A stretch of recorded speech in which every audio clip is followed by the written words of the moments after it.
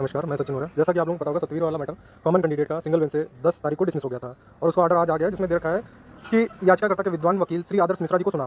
फिर उसके बाद जो याचिकाकर्ता के खिलाफ के आवेदन सिविल कांस्टेबल के विज्ञापन निकाला गया था यूपी पीआरबी मेरिट सूची का स्थान नहीं है, वही मेरिट का झमेला बता दिया कि मेरिट सूची नहीं बनाई जा सकती। उसका बाद चयन पूरा होने के बाद हालांकि उनके पास इस दलील के साथ न्यायालय का दरवाजा खटखटाया, अब आगे नहीं, चयन हो चुका है, इसलिए जो रिक्तियाँ हैं, जो रिक्त रह गए हैं, आगे योग्यता सूची बनाकर भर लिया जाए। मतलब जो बच्चे या सीटें खाली रह गई हैं उनको योग्यता सूची के बराबर भर लिया जाए। जिन अभ्यर्थियों को स्थान नीचे मिला है उन्हें मेरिट नीचे से क्रम लगाया गया है। वही 9007 की बात कही गई है और राज्य विद्वान द्वारा स्थायी वकील का कहना है कि पुलिस भर्ती 2014 के अनुसार कोई नहीं है प्रतिरक्षा सूची। वही प्रतिरक्षा सूची करने के बारे में ऊपर दे रखा है। फिर उसके बाद सीधे सीधे बात चले आते हैं। यहाँ पर यह तर्क दिया जाता है कि प्रतिरक्षा सूची तैयार करने का यह प्रश्न है ताकि उस सूची में उम्मीदवार को समायोजित किया जा सके। उसी चयन के अनुसार रिक्त रिक्तियाँ थी। पहले एक विशेष अपील न्यायालय जो स्पेशल अपील 2015 की थी 416, वही चीज़ मेंशन कर रखी है 416 के बारे में कि ये जो डिसमिस हुई थी 416 उसके बारे में बता रखा है। बाकी उसके बाद उपरोक्त विशेष अपील जो 15 जी के बारे में दे रखा है, कैरी फॉरवर्ड के बारे में, और जो 416 में एसएलपी में हुआ था वही मैटर लिखा है कि डिवीजन बेंच में जो बरकरार फैसला था वही उन्होंने फिर से दोहरा दिया है। हालांकि जो 2015 का मैटर है 416 पे एसएलपी पे ऑर्डर हुआ है वो हमसे नहीं मतलब रखता है, लेकिन उस चीज़ को थोड़ा समझने का तरीका चाहिए था, वहाँ पे कुछ क्रॉस क्वेश्चन होने चाहिए थे, लेकिन चलिए कोई बात नहीं। फिर उसके बाद मेरिट सूची के बारे में फिर दे रखा है और जो हमारा केस फाइल हुआ था आर्टिकल 226 के तहत हाई कोर्ट में ही फाइल होता है हमेशा, ये याद रखना, और आर्टिकल 32 के थ्रू सुप्रीम कोर्ट में फाइल होता है।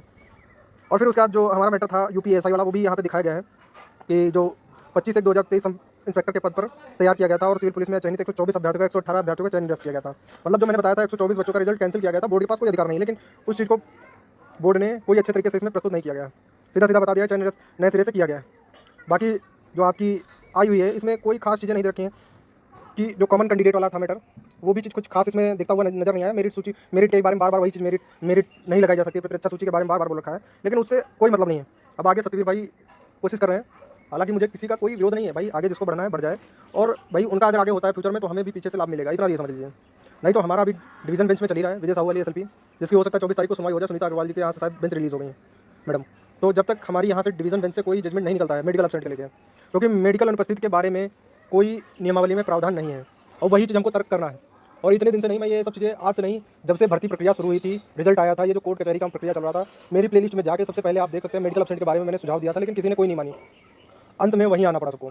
बाकी चलो अंत भला जो भी है सब ठीक है, दे रहा है दुरुस्त है, सब कुछ अच्छा है, लेकिन मेडिकल एब्सेंट के बारे में कहीं नहीं देखा। 15 जी के अकॉर्डिंग सिर्फ सीटें कैरी फॉरवर्ड वही की जा सकती है जो मेडिकल में अनफिट होंगी, मेडिकल एब्सेंट का कोई जवाब नहीं उनके पास। और इन चीज़ों का तर्क हमारे पास है, सॉलिड है, कि हमने दिखाया कम से कम मेरे पास 400-500 बच्चों का डाटा है जो एब्सेंट है, उन सीटों से हमें मिलेगा। और वो सीटें हैं जो बच्चा ज्वाइन नहीं किया, मेडिकल के लिए गए नहीं, उसके लिए हमारे पास स्टाम्प है कि ये बच्चा सुप्रीम कोर्ट में मतलब मेडिकल नहीं कराने गया है। तो ये सब चीज़ें हमारे पास पुख्ता एविडेंस है, और कोई भी एक नियम प्रावधान अगर बनाया गया है कोई एक खेल में तो हमेशा के लिए लागू रहता है।